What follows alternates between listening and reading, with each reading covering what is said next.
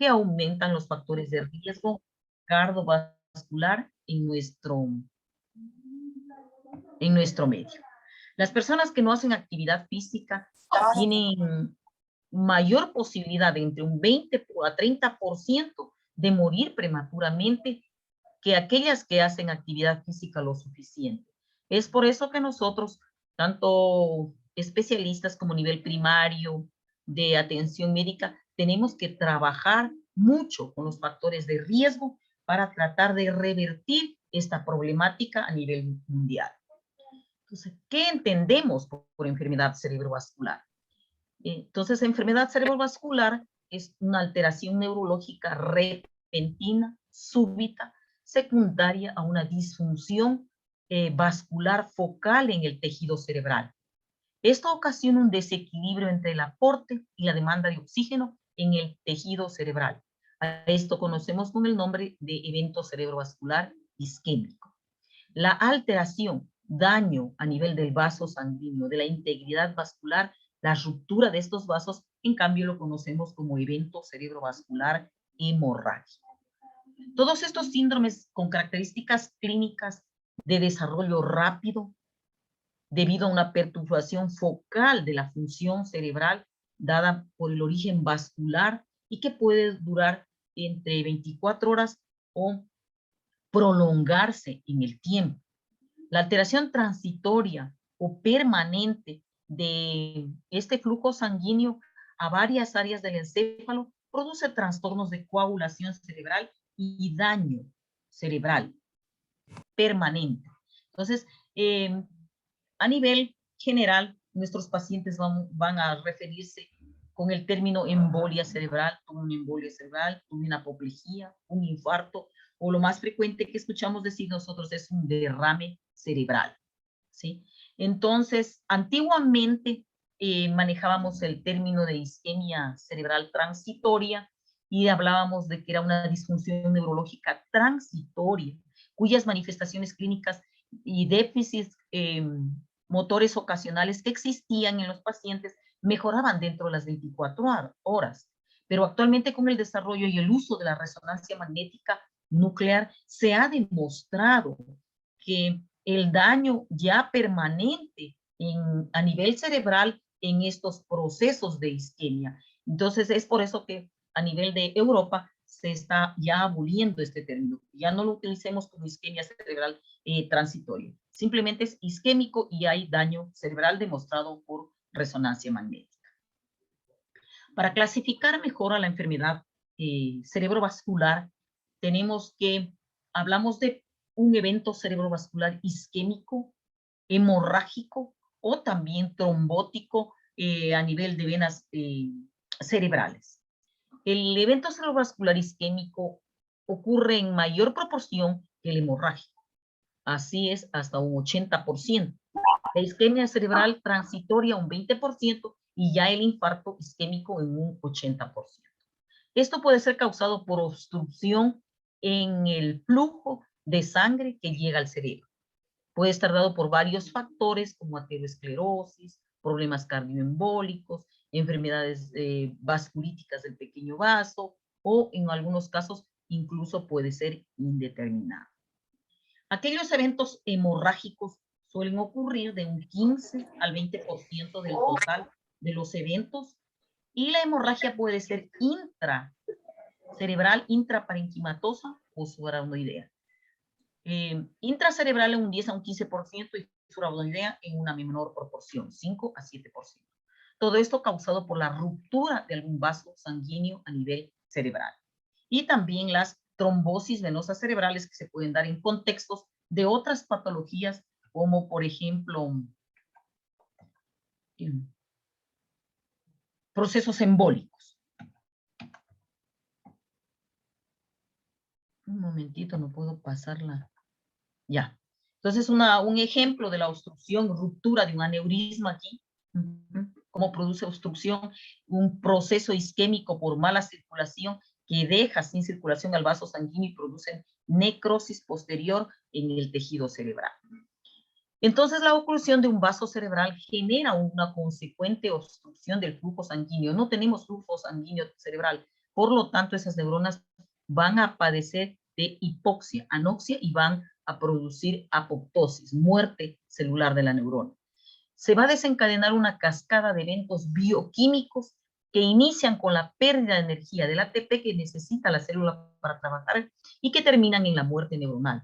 Otros eventos incluyen también exceso de proteínas, aminoácidos excitatorios extracelulares, formación de los famosos radicales libres que tanto daño oxidativo producen a nivel vascular, la inflamación y la entrada por la apertura de los canales de calcio hacia la neurona.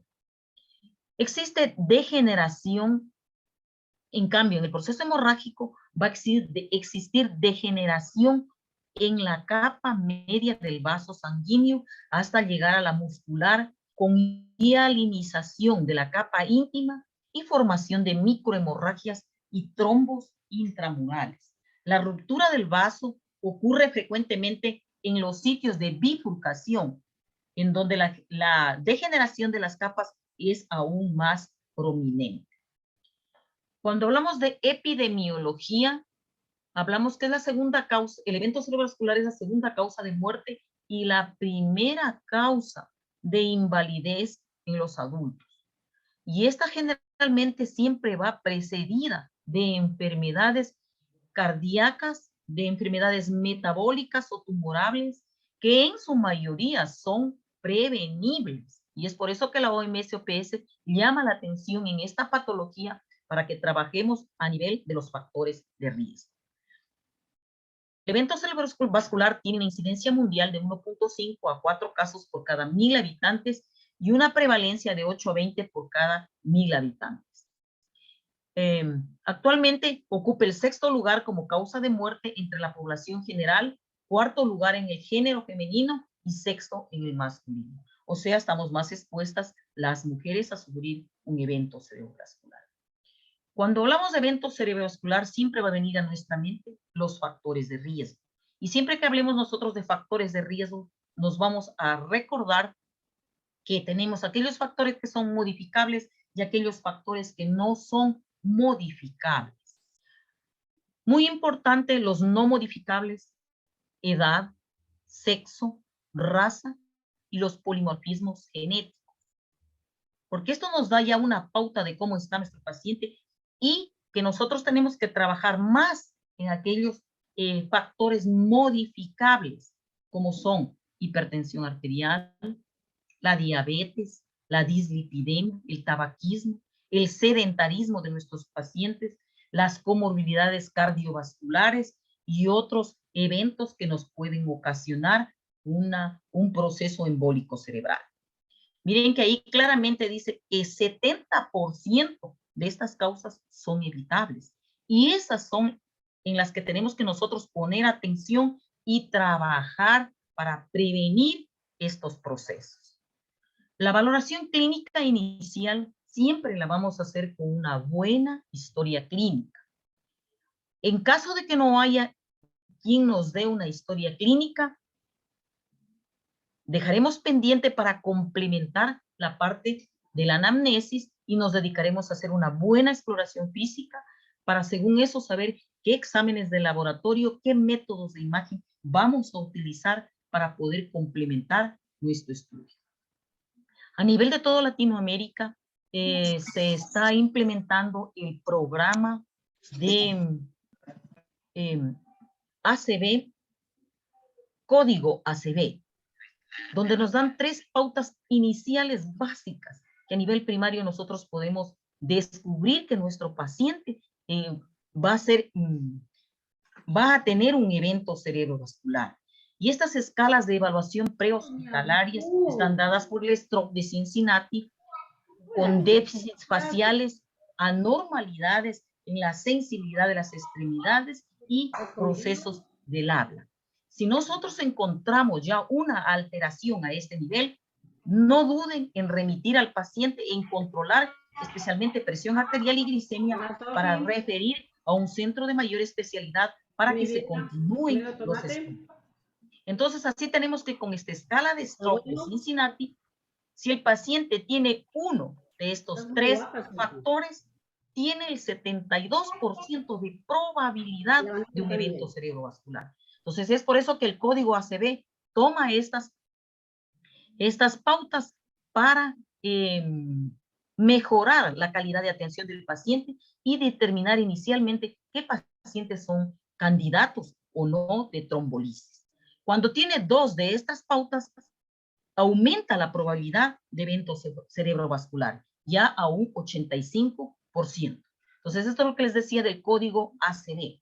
Estas láminas son tomadas de una conferencia de la Universidad Católica de Chile, que el año pasado hizo un curso de instructivo para nivel primario del código ACV. Entonces, el código ACV nos habla de cuándo sospechar de un ataque cerebrovascular. ¿Para qué? Para ubicarnos rápidamente en el terreno y poder actuar de forma inmediata para disminuir el daño cerebral. Entonces, todo déficit neurológico focal, o más mínimo que sea, y de inicio súbito, ya nos debe despertar a nosotros la atención de una enfermedad cerebrovascular. ¿Y para qué? Entonces, el razonamiento es que para reforzar los conceptos de emergencia neurológica, referirlo inmediatamente a un centro de mayor complejidad para continuar los estudios, aumentar el número de terapias de repercusión, de abrir los vasos y mejorar la circulación e impedir el daño cerebral, y también acortar los tiempos de asistencia en el proceso de atención del paciente. ¿Por qué? Ustedes recuerden que el tiempo es cerebro, ¿sí? Entre más tiempo, más se daña el cerebro y nosotros no podemos recuperar nada en ese paciente. Debemos recordar qué es un síntoma focal. Entonces, hablamos de un síntoma focal cuando hay una pérdida de la función cerebral atribuible a una zona localizada según el mapa que tenemos de distribución nosotros del nivel cerebral. Están todas las áreas distribuidas y con eso nosotros podemos ubicarnos dónde está el nivel. El diagnóstico neurológico instantáneo, aquí en el código ACV, nos da un perfil de instanciación temporal. Aquellos procesos focales agudos de tipo vascular o subagudos inflamatorios, o definir si el proceso es expansivo crónico. Aquellos procesos difusos, en cambio, que no dan focalidad, pueden ser procesos tóxicos metabólicos, claro que también son inflamatorios y que tienen que ver con causas mucho más degenerativas en el sistema nervioso central. Por ejemplo, un paciente alcohólico, un paciente diabético en coma, etcétera, etcétera, para hacer el diagnóstico diferencial. Entonces, acuérdense del perfil de instalación temporal, si es focal, vascular agudo o es difuso, metabólico, tóxico. ¿Ya? En el cuadro clínico, ¿qué vamos a encontrar? Aquí sí, siempre es un poco más difícil para nosotros a veces cuando no dominamos muy bien la técnica del examen neurológico para ubicar el sitio de obstrucción del vaso sanguíneo. Pero actualmente existen tablas como la que le estamos presentando que ustedes incluso la pueden tener en el celular y se van a ubicar según la sintomatología que tenga el paciente. Por ejemplo, si está obstruida la arteria cerebral anterior, vamos a tener un paciente con hemiparesia de predominio crural o contralateral al sitio de la afección, afasia transcortical motora por el hemisferio dominante y apraxia idiocinética del paciente. No puede realizar ciertas actividades. Cuando hablamos de la arteria cerebral media, entonces vamos a encontrar un paciente con hemiplegia contralateral, hemianestesia contralateral, hemianopsia homónima contralateral, desviación conjugada de la mirada hacia el lado de la lesión isquémica, afasia global por el hemisferio dominante, ya sea derecho o izquierdo, y heminegligencia contralateral. No discrimina bien tacto el paciente, no tiene buena visión, alterado el olfato, apraxia y va a depender si es derecha o izquierda del hemisferio dominante. En cambio, cuando hablamos de las arterias espinal anterior, podemos tener una lesión hemivulvar anterior, parálisis lingual ipsilateral, hemiparesia contralateral brachioural. O en las arterias espinales anteriores, la lesión también puede cursar con estas características. Cuando hablamos de arteria cerebelosa posterior, especialmente lesión dorsal lateral vulvar, el síndrome de Wallenberg, que se caracteriza por vértigo. El paciente no puede sostenerse, presenta mucha náusea, vómito, nistagmo, cefalea, disfagia, afonía, el síndrome de Horner, ¿sí? Y hemihipoestesia analgésica del lado contralateral. Igual cuando tenemos arteria basilar, es que es el top de las arterias basilares, lesión en el mesencéfalo, tálamo, hipotálamo, diencéfalo, lóbulo temporal medial y lóbulo occipital. Entonces vamos a encontrar aquí el descenso del nivel de conciencia. El paciente va a estar comatoso. Y ahí, claro, les explica que puede ir desde somnolencia hasta el coma profundo. Alteraciones en memoria, parálisis uni o bilateral de la mirada conjugada, horizontal o vertical, y alteraciones campimétricas con déficit motor y sensitivo. En cambio, cuando es la arteria cerebelosa anteroinferior, la lesión suele estar ubicada en protuberancia lateroinferior, parálisis facial ipsilateral, hipoestesia facial ipsilateral, ataxias, déficit de sensibilidad térmica y algésica contralateral, nistagmos. Y cuando se trata de lesión de la arteria cerebral posterior, hemianopsia homónima, contralateral, alucinaciones visuales, metamorfosias, alteraciones en la percepción del movimiento y alteraciones también visuales, ¿sí? Todo esto es muy importante para describir en el examen físico inicial del paciente y luego consultar y ubicarnos cuál de los vasos es el afectado, qué territorio de irrigación tiene ese vaso que está afectando al cerebro. En enfermedad cerebrovascular es muy importante también reconocer aquellos eventos que son simuladores y los otros eventos que pueden ser camaleones. O sea, los simuladores parecen ser, pero no son. En cambio, los eventos camaleónicos que son, pero no parecen ser, y nos pueden hacer confundir mucho estos cuadros. Entonces, muy interesante siempre hacer el diagnóstico diferencial, ¿sí? Con las cefaleas, hipomigrañas, alteraciones del estado de conciencia por procesos de presíncope, vértigo, condiciones paraneoplásticas, enfermedades autoinmunes, sepsis, como les decía recién, que puede producir también eventos embólicos, procesos de hepatopatías crónicas, la encefalopatía hepática alcohólica que se ve mucho en nuestro medio, periodos de hipoglicemia severos en los pacientes diabéticos, los extremos, hipo o hiperglicemias, hipo o hipernatremias, o pacientes con sangrados digestivos abundantes que llevan al coma al paciente. El efecto de los medicamentos, las mezclas que se suelen ocasionar a veces en pacientes con alcohol y drogas, la toxicidad de estas lesiones también pueden hacer confundir con procesos de evento cerebrovascular, pero a la final, para fortuna del paciente, no suelen ser eventos cerebrovasculares.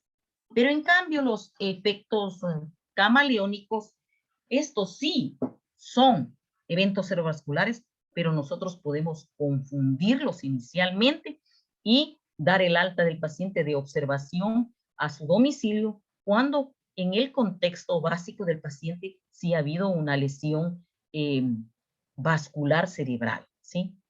Entonces, mucho cuidado con estos procesos que tienen que ver mucho con lesión cerebral, ¿sí? A veces el paciente tiene la cefalea, tiene el déficit motor, tiene el trastorno del habla, pero se confunden, hacen la tomografía y inicialmente no encuentran nada. Entonces lo envían a domicilio al paciente. Es preferible con estos pacientes, para descartar estos efectos camaleónicos, observarlo 24, 48 horas. Entonces, así no se nos van a escapar, ¿sí? Porque en 24 a 48 horas ya se va a profundizar la parestesia, la hemihipoestesia, ya va a tener defectos en el habla, ya no va a poder caminar normalmente. Y si hacemos una nueva valoración neurológica, vamos a comparar con el estado inicial y a observar que ha aumentado estos procesos de déficit y anomalías en el examen físico. Entonces, aquí la recomendación es siempre estar presente con estos eventos simuladores y camaleónicos para hacer los diagnósticos diferenciales correctos antes de dar el alta a cualquier paciente, ¿sí? El ACV isquémico versus el ACV hemorrágico. Entonces, cuando hablamos de ACV isquémico, sabemos que se ocluye una arteria y queda un territorio sin irrigación, y esa zona es la que va a sufrir la lesión. En cambio, en el hemorrágico sabemos que es la ruptura de un vaso sanguíneo por diferentes causas, y aquí sí se va a extravasar la sangre hacia el tejido cerebral e igual va a haber lesión. El primer examen que hacemos nosotros inmediato es la tomografía cerebral, la TAC cerebral. Y eso será en los medios hospitalarios en los que se tiene la tomografía. Pero la mayoría de nosotros vamos a trabajar en centros primarios, donde no vamos a tener inmediatamente la tomografía. Entonces ahí nos toca a nosotros que controlar los factores de riesgo, que el paciente esté respirando bien, que el paciente esté con un buen control neurológico, que esté con una buena presión, una buena glicemia, para canalizarle una buena vía y referir al paciente a un centro de mayor complejidad para que se realice este examen y poder determinar el tipo de evento cerebrovascular. Siempre recordemos que los isquémicos predominan en el 80% de nuestros pacientes antes que los eventos hemorrágicos, dependiendo también de las comorbilidades que tenga nuestro paciente, y eso nos va a dar la historia clínica.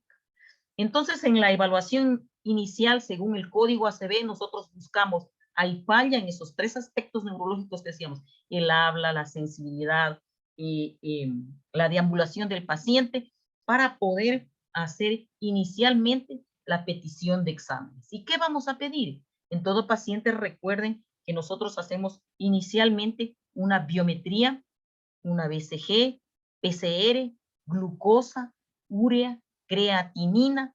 Si el paciente está con fiebre, pedimos que un cultivo, hemocultivo, para determinar el foco infeccioso, la placa de tórax, el electrocardiograma, los electrolitos, para tener un valor inicial basal de nuestro paciente y la consabida tomografía.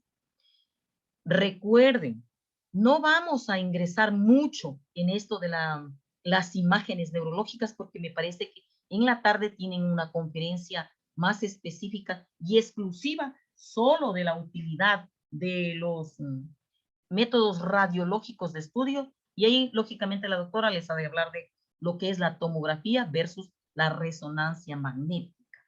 Nosotros tenemos que echar mano de lo que tengamos en nuestro medio. Miren, a veces es bien difícil, estando incluso en un hospital de segundo nivel, nosotros a veces no tenemos tomografía y nos queda solo la clínica. ¿Cómo les ha ocurrido el fin de semana a mis compañeros que llegó un evento cerebrovascular y no tuvieron tomografía, tuvieron que comprar servicios particularmente? Sin embargo, la clínica ya nos está hablando de que tenemos un evento cerebrovascular. En todo paciente, entonces, hacemos la historia clínica, el examen físico y recurrimos a escalas para cuantificar el déficit focal. Tarda 2 minutos en hacerse la escala. Entonces, ¿qué vamos a ver? ¿Cómo está el nivel de conciencia? Responde a nuestras preguntas. Sigue órdenes el paciente. ¿Cómo está la mirada? ¿Cómo está el campo visual? ¿Hay o no parálisis facial? ¿Cómo está el brazo izquierdo? ¿Tiene fuerza? ¿Tiene hemiparesia? ¿Qué tiene en el brazo izquierdo? ¿Qué tiene en el brazo derecho? La pierna izquierda, la pierna derecha. ¿Está atáxico? ¿No puede caminar el paciente? Hipoestesia, no tiene mucha sensibilidad. ¿Cómo es su lenguaje? ¿Está con disartria o simplemente no tiene comunicación verbal? Entonces, a cada pregunta está su puntaje. Y de acuerdo a ese puntaje, nosotros sumamos y hacemos la escala de NIS. Ya. Y este es el problema con los compañeros internos que vienen a la rotación.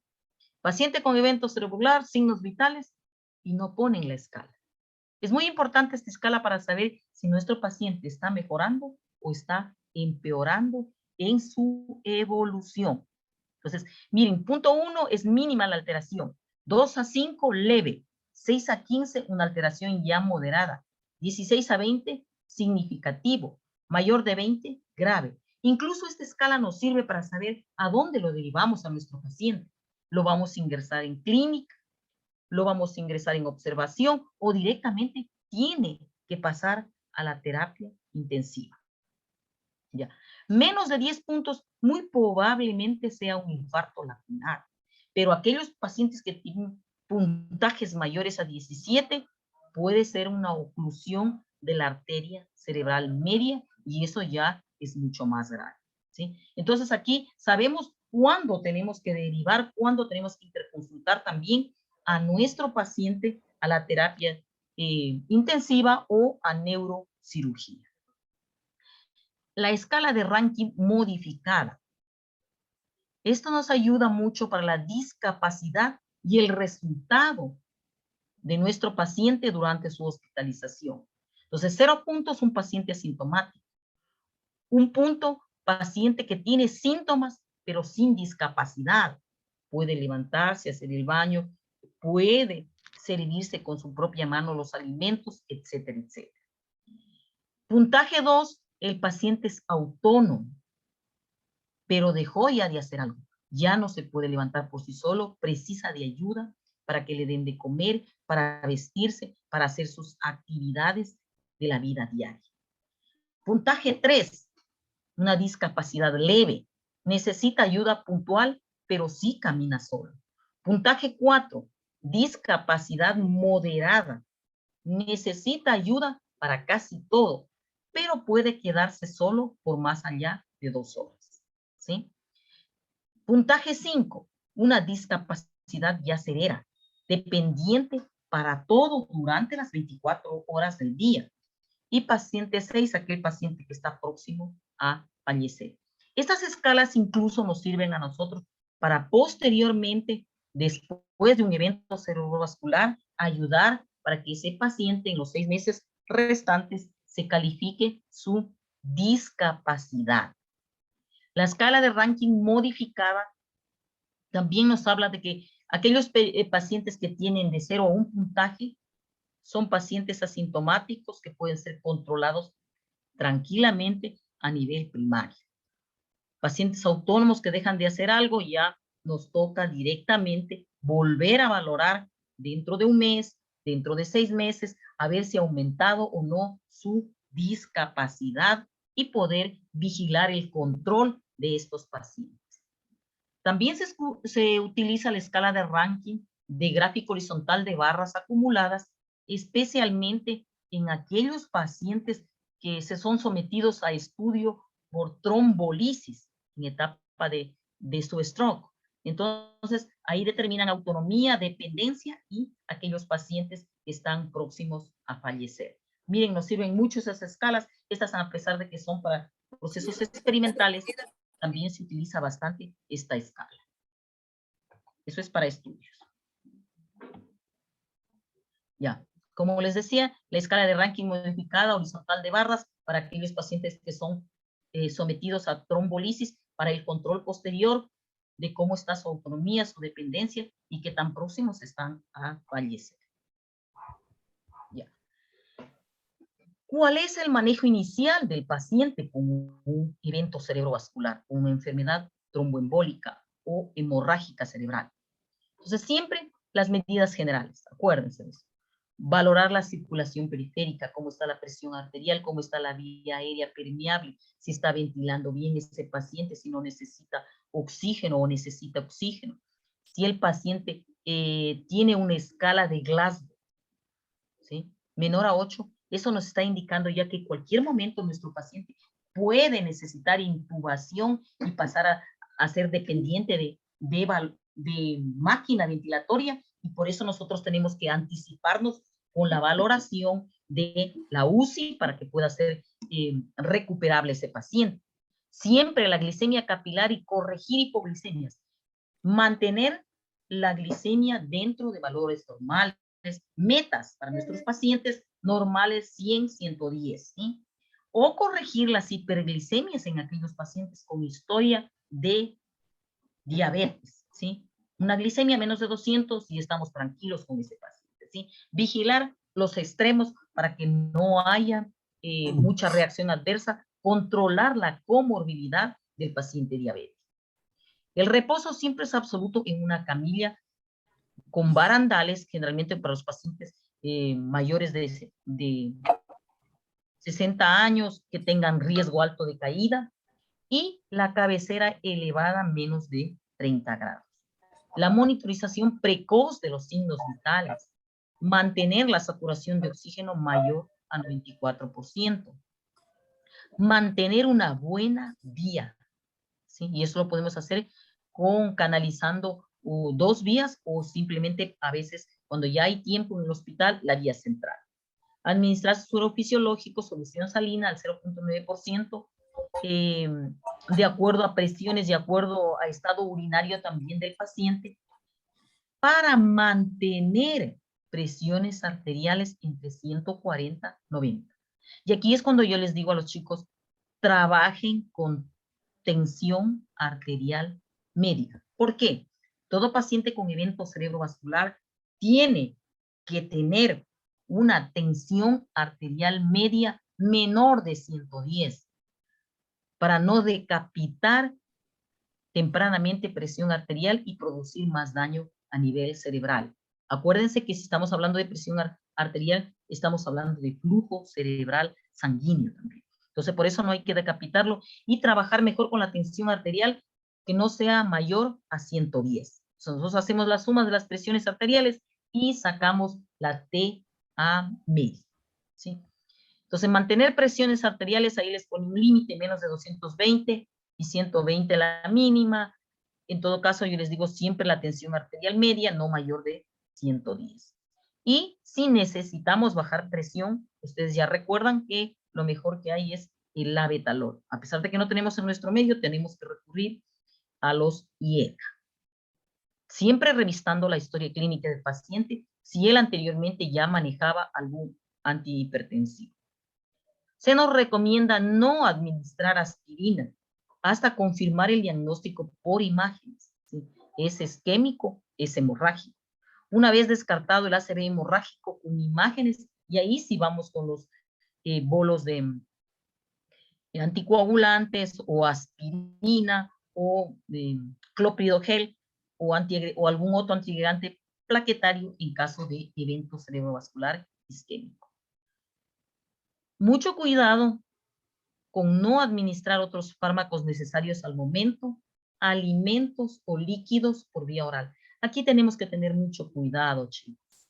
Avisarle al familiar que se queda a cargo del paciente, porque a veces piden permiso para estar uno al lado del paciente, pero que no le administre alimentos, que no le dé agua, que no le dé nada por vía oral, hasta nosotros poder determinar si el paciente tiene indeme su capacidad de deglución de los alimentos, porque podemos producir una neumonía por aspiración o un atragantamiento del paciente y por eso puede ser la causa de fallecimiento. Nos ocurre siempre que los pacientes están hospitalizados, encontramos al familiar queriendo alimentarlo en posición horizontal, nada de estar bien sentado el paciente, con alimentos sólidos, y a veces recuerdo una ocasión de un paciente que incluso nos avisan cuando ya el paciente había fallecido atragantado con un bolo de carne. Entonces, siempre vigilemos esto y estemos alertas con todos los familiares, avisándoles que si nos piden un permiso es para ayudarlo a cuidar, no para darle a alimentar ni nada más, porque de eso se tiene que encargar enfermería. La indicación tiene que ser nuestra, pero se encarga enfermería. O a veces incluso nosotros mismos pedimos que se alimente con líquidos claros el paciente y vamos valorando si traga bien o no traga el paciente, si derrama el líquido o el paciente no puede deglutir. Entonces, eso nos queda a nosotros hacer la determinación. La toma de exámenes, ya hablamos, siempre.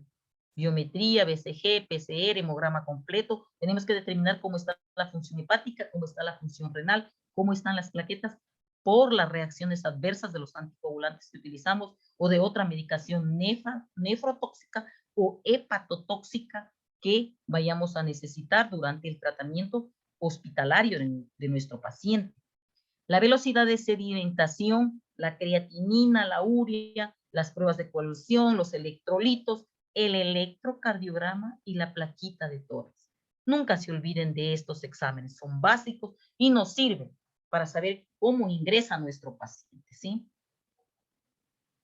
Entonces, de acuerdo al acrónimo primo non nocere, primero no dañar. Entonces, ¿qué nos recomiendan aquí unos estudios realizados y publicados en el British Medical Journal? Primero, no utilizar antitrombóticos a ciegas, ¿sí? No decapitar, no bajar la presión arterial, salvo excepciones. Ya tenían ustedes la presión arterial media meta para no bajar mucho la presión arterial. No alimentarlo al paciente sin evaluar previamente la declusión normal de este paciente.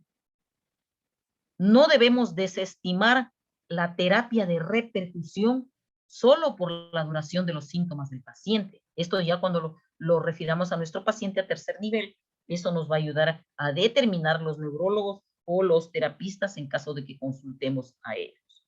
Siempre tenemos que identificar los objetivos de tratamiento para disminuir aquellos factores de riesgo cardiovascular recidivante que es aumentado dentro de las primeras 24 horas. Mejorar aquellos factores de riesgo, mantener presión arterial media bien, mantener la diuresis, hacer que este paciente, en lo posible, sea valorado de forma rápida por neurología para recuperar ese daño cerebral, revertir al máximo el daño. Otras normas que nos indican, nos hablan de cambiar estilo de vida, pero esos ya son a posteriori, porque inmediatamente lo que nos interesa a nosotros aquí es controlar el factor de riesgo y que no se repita el evento cerebrovascular. Sí. Entonces, les recordamos que todo paciente en quien sospechamos un evento cerebrovascular tiene que tener su TAC simple y contrastada, tiene tener su glicemia, el perfil lipídico, tiene que tener el perfil renal, hepático, el electrocardiograma. Si sospechamos en un IAM, tiene que tener las enzimas cardíacas, el recuento hematológico, plaquetas, TP, TTP, los niveles de saturación de oxígeno acompañados de una gasometría arterial. Y aquí nos falta también la plaquita de tórax, junto con el electrocardiograma. Que no nos falle eso, ¿sí? Podemos hacer un checklist que decimos nosotros en emergencia y vigilar qué es lo que nos falta, ¿sí? Y siempre consultar los algoritmos de manejo que nos ayudan mucho para saber en qué paso vamos, qué más tenemos que seguir haciendo con nuestro paciente. Muy importante también determinar pronósticos en el evento cerebrovascular. Y eso, secuelas a 6 meses. Secuelas observadas ya durante la hospitalización o en posteriores controles en la consulta externa o a nivel primario. Si hay algún grado de hemiparesia, si hay incapacidad para caminar, necesita ayuda técnica de los famosos taca-taca, los materiales de asistencia para que pueda caminar o silla de ruedas. Si hay dependencia en las actividades de la vida diaria, las ABD. Si hay afasias, si hay institucionalización del paciente. A veces ocurre que llegan los pacientes y se quedan mes y medio en nuestro servicio. Es mucho tiempo para determinar inmediatamente ese paciente qué secuelas tiene, porque se nos puede complicar neumonías por aspiración, neumonías hipostáticas, contaminarse con algún otro proceso infeccioso de los vecinos de los pacientes o también del mal manejo por la falta de aseo de manos que tenemos los médicos o quienes manejamos ese paciente. Calificar los síntomas depresivos de estos pacientes. Siempre tenemos que estarlo haciendo cada 6 meses. Y mucho mejor si nosotros desde la hospitalización ya vamos indicando esas secuelas que tiene el paciente. Los procesos de neurorehabilitación deben ser instalados en forma temprana durante la hospitalización del paciente y se debe entrenar a la persona del problema como también al futuro cuidador, ya sea familiar o persona que vayan a pagar para el cuidado del paciente, que trabaje de una manera libre, cómoda para el paciente, pero sí que sea constante. Los pacientes ya de tercera edad no son fáciles de manejar, se enojan fácilmente, abandonan fácilmente las terapias tanto farmacológicas, no se diga las de rehabilitación, se cansan y no desean hacer nada. Sin embargo, debemos nosotros indicarle a ese paciente que la neurorehabilitación es esencial, no solo para procesos cognitivos, visuales, para nutrición, para rehabilitación en actos de caminar, manejarse por sí solo, sino que también para prevenir procesos de tromboembolia en pacientes mucho tiempo encamados o sentados sin hacer una actividad física. El equipo interdisciplinario y centrado siempre en el paciente. No todos los pacientes van a hacer lo mismo, entonces eso va a depender de la valoración del fisiatra en el campo de acción del paciente. Concluyen muchas subespecialidades para esto, neurólogos, fisiatras, kinesiólogos, terapias ocupacionales, fonoaudiólogos para procesos auditivos y de comunicación verbal, neuropsicólogos, enfermeras, nutriólogos y el asistente social. Miren, es todo un equipo. Esto lo está haciendo el código ACB para manejo posterior de hospitalización de pacientes. Y eso es lo que tenemos que nosotros conocer para brindar un mejor servicio a nivel primario a nuestros pacientes. Entonces, ¿cuáles son los principios fundamentales en la recuperación del paciente? Siempre tiene que ser precoz.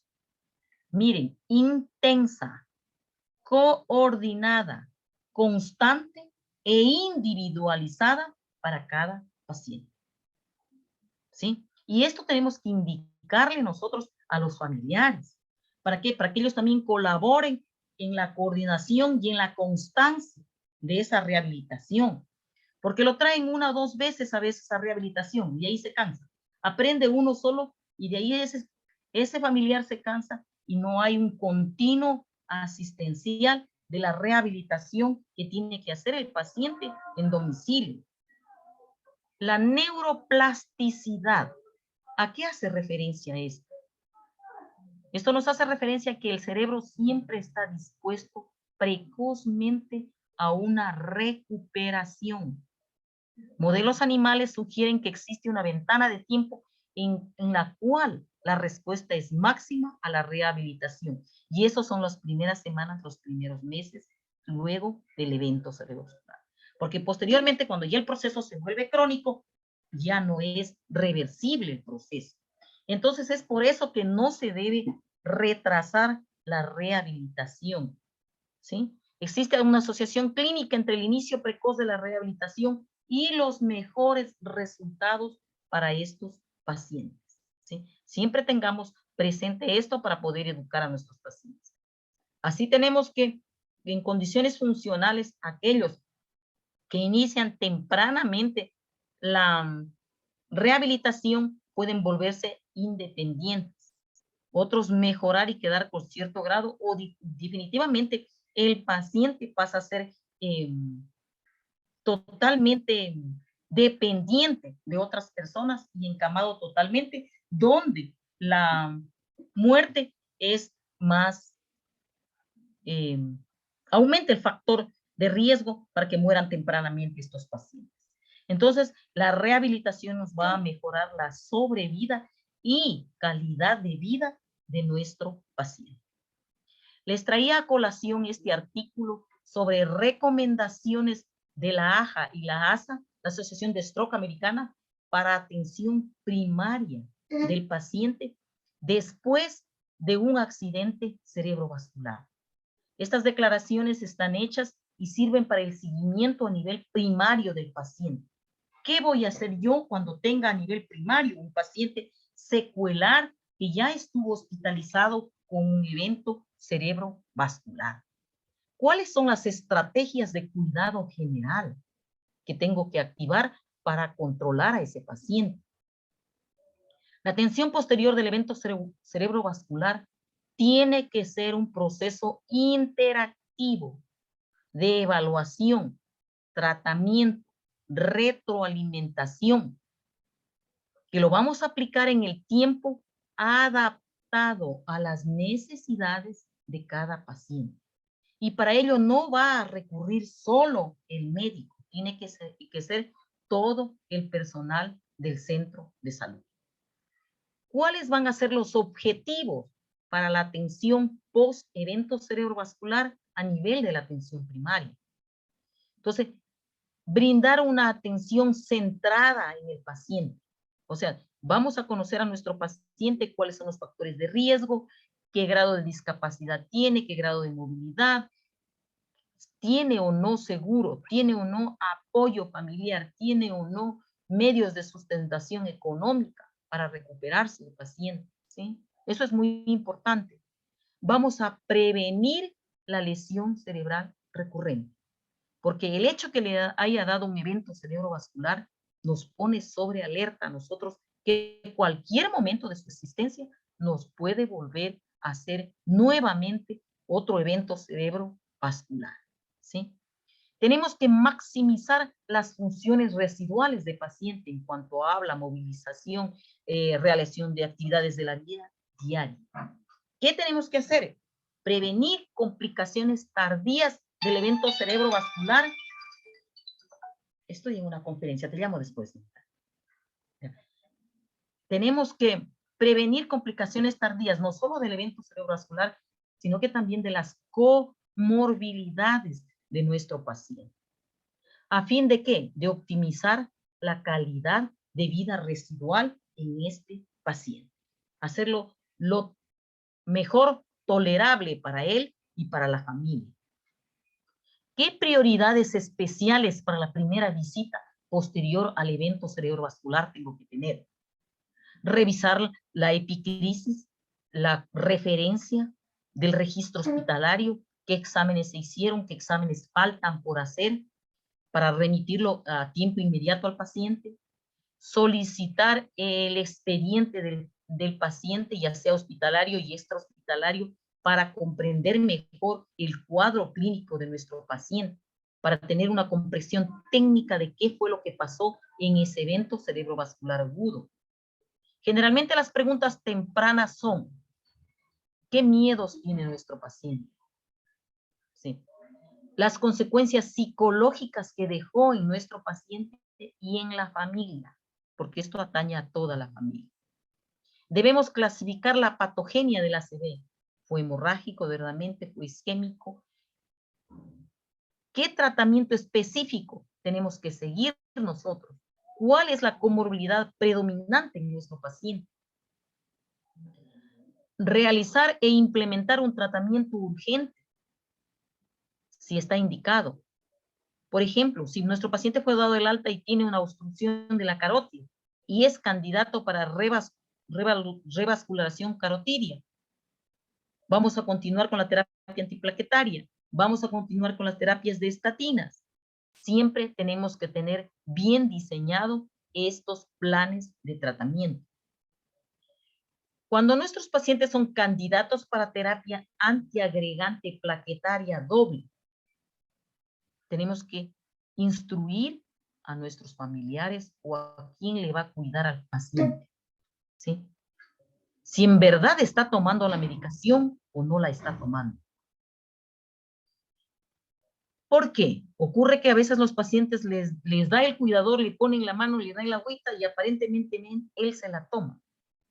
Se da la vuelta a un familiar y me cuenta, dice, doctora, no ha sabido tomar las pacientes. Le encontré una funda de tabletas remojadas, dice, debajo de la almohada, porque no se las tomaba el paciente, ¿sí? Entonces, todo tenemos que estar preguntando e instruyendo a los cuidadores para que nos ayuden en la vigilancia de lo que a ellos corresponde para el tratamiento posterior de estos pacientes. Identificar y tratar de controlar los precursores del evento cerebrovascular, si fue una diabetes, una hipertensión mal controlada, si es una arteriosclerosis, qué factor desencadenante tuvo ese paciente para sufrir ese cuadro. Abandonó el tratamiento, que es lo más frecuente en nuestros pacientes hipertensos. A ellos se les ocurre que ya no tienen que tomar la presión, la medicación de la presión y la abandonan. Tenemos que enlistar las complicaciones posteriores al evento cerebrovascular. Nuestro paciente tiene ansiedad, tiene deterioro cognitivo, dificultad de comunicación, contracturas musculares predominantes, está en depresión, tiene cierto grado de disfagia, tiene alguna fractura, tiene las famosas escaras por tanto tiempo acostados en una sola posición, dolores de los miembros hemipléjicos, tiene impedimento para la movilidad, tiene riesgos que agraven su osteoporosis o las úlceras del cúbito, convulsionó, no convulsionó, tiene riesgo de convulsiones, desgarros cutáneos, espasticidades, controla o no el esfínter. Ya. Todas esas cosas tenemos que enlistarlas y tenerlas nosotros para ir averiguando en nuestro paciente.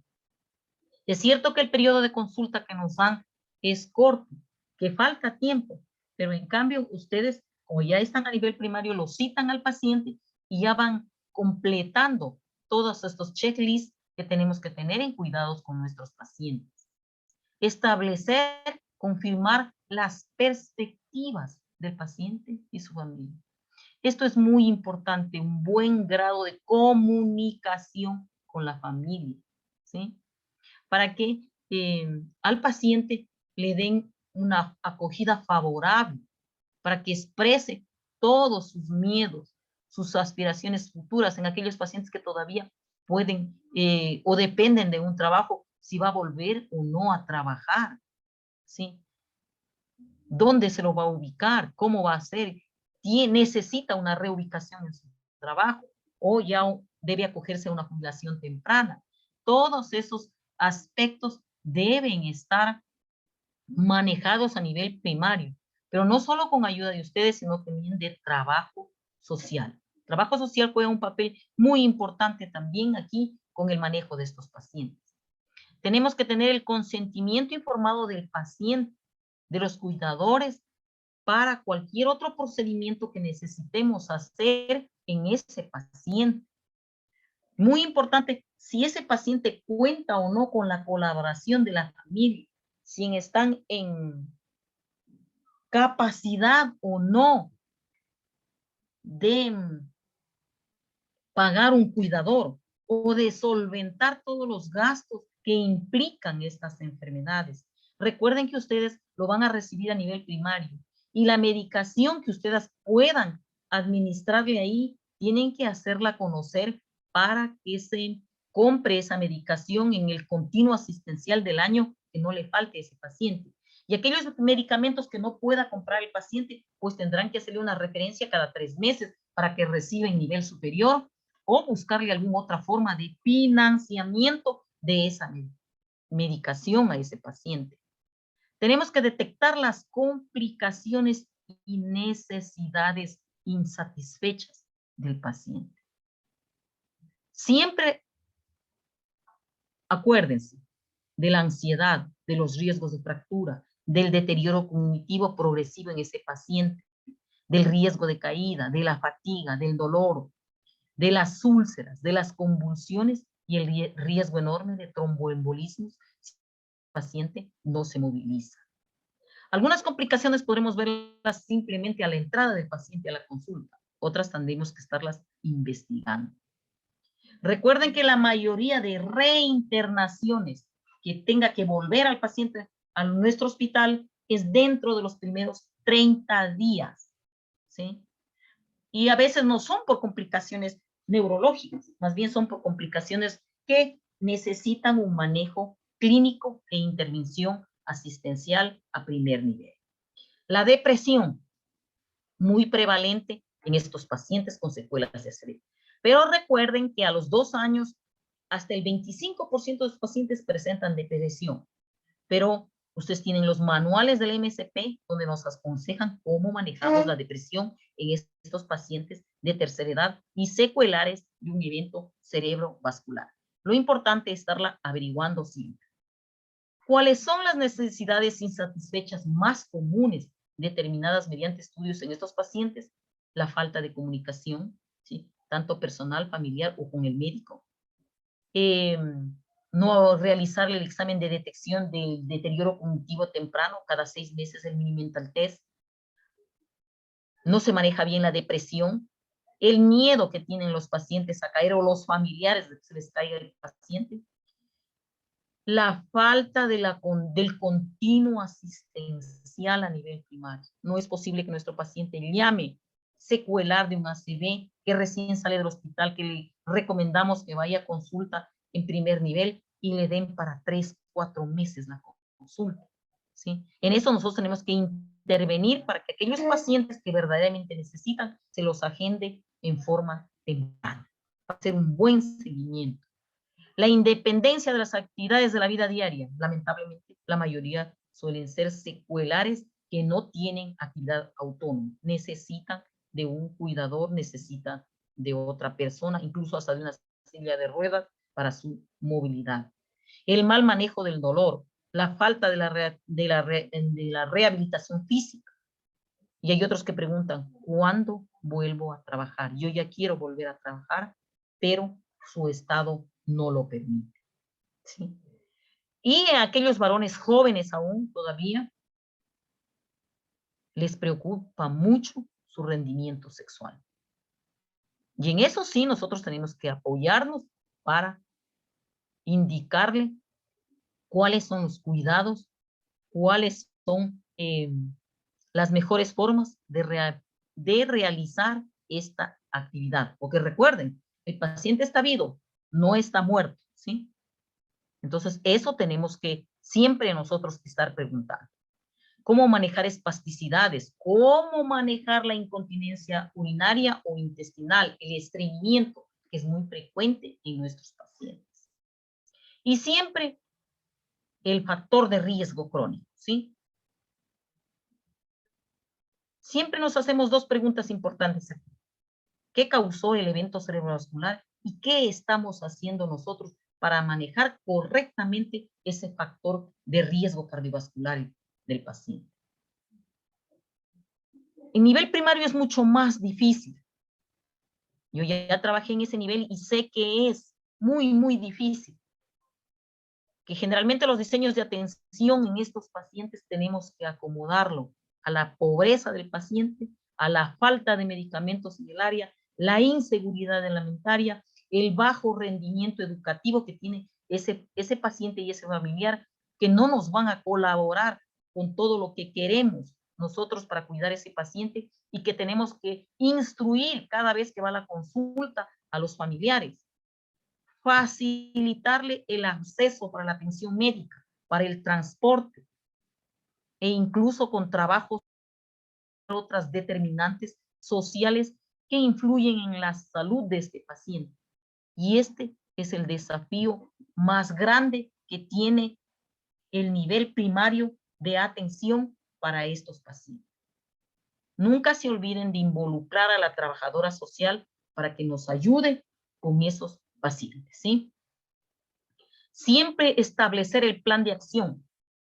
Y si es posible, este plan de acción estarlo revisando cada 6 meses, según los objetivos alcanzados. Si ya tenemos una buena presión, si ya tenemos un buen control de la glicemia, felicitarlo también al paciente por ese logro y continuar trabajando nuevamente con un rediseño del programa, ¿sí?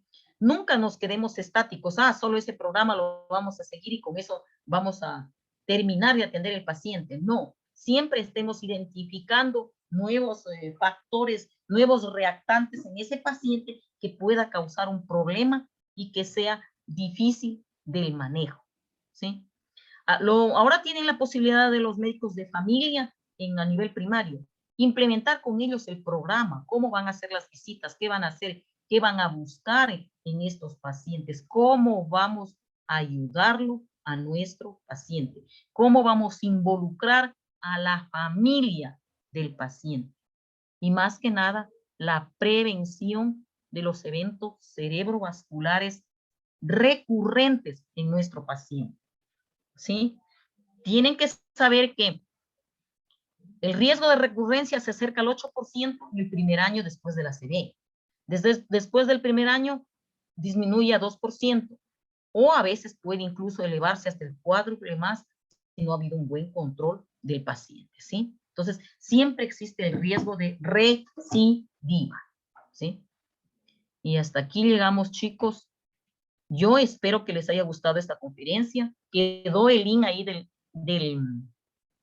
del documento que lo pueden buscar, es de la Asociación Americana de Stroke, ¿sí? Las nuevas recomendaciones, y eso es lo que más nos va a servir a nosotros para manejo, tanto a nivel primario como a nivel secundario, ¿sí? ¿Alguna pregunta, chicos? Doctora, de parte de todo el comité organizador y de los asistentes, agradecemos enormemente por esta magnífica presentación. Creo que a todos nos quedó muy claro el mensaje que quería transmitir y nos llevamos las reflexiones y conocimientos muy valiosos para implementar en la vida profesional próximamente. También agradecer a todos los asistentes por la participación a la conferencia y a continuación, si es que los asistentes, por favor, tienen preguntas, escribirlas por medio del chat de Zoom o a su vez activar el audio para que puedan hacer su pregunta. Ya nos preguntan ahí que dónde está el link del artículo. El artículo es de Stroke, de AJA 2021, de la revista americana, está en inglés, pero ustedes si lo desean, lo pueden obtener en castellano del Intramed, ¿sí? Del Intramed lo bajan al artículo, ahí ya está traducido. O también lo pueden, de la Asociación de Stroke también, reducido en 10 recomendaciones de la revista Stroke americana, pero ahí vienen en inglés. Mejor les recomiendo de aquí del Intramed, que está traducido todo el artículo, 21 páginas, ¿sí? Y lean, siempre hay que leer, chicos, siempre hay que leer. Aquí lo que más fallan es en diseñar el tratamiento del paciente, pero aquí ya tienen cómo diseñan el tratamiento, el seguimiento del paciente, ¿sí? Ahí está, recomendaciones de la AJASA. Lo encuentran fácilmente en el Intramed o si no en la revista Stroke, para aquellos que manejen muy bien el inglés. ¿Ya? Listo, Doc. Aquí tenemos, dice, buenas tardes, doctor. Excelente conferencia. Sí, el Disculpe, periodo de ventana terapéutica. ¿Ya? Esto siempre nosotros lo manejamos en horas. Se dice que para cardiología es 4 horas hasta las 12 horas una ventana terapéutica para una trombolisis, pero para eventos cerebrovascular generalmente también se maneja las 4 horas, pero nuestros pacientes recuerden que vienen de la provincia, vienen a las 72 horas, vienen a la semana del evento cerebrovascular y siendo de aquí mismo de Loja, llegan fuera de ventana de recurso terapéutico dentro de las primeras 4 horas para hacer una trombolisis. Y la trombolisis sí se está haciendo aquí en nuestro hospital. ¿Sí? Hemos tenido la oportunidad de ver en evento cerebrovascular 2 procedimientos y en cardiología ya como 4 procedimientos. ¿Sí? Entonces, yo les recomiendo que revisen el código ACB, así mismo como código ACB, y ahí les dan unas técnicas para manejo y derivación en forma temprana de todos los pacientes. Listo, Doc. Creo que nos ha quedado a ¿Ya? todos muy claro. Le agradecemos nuevamente y recordarles a nuestros ponentes que la próxima conferencia para mayor apertura será transmitida por medio de nuestra página oficial de Facebook. Igual el link será llegado a través del grupo de WhatsApp. Agradecemos nuevamente, doctora, Bueno, y esperamos muchísimas contar gracias, chicos. nuevamente con su participación y a todos los asistentes. Los esperamos hoy en la tarde, 3 de la tarde, para que asistan a la ponencia de la doctora Noelia Plasencia con el tema de interpretación radiológica en neurología. Muchas gracias, chicos, y los esperamos.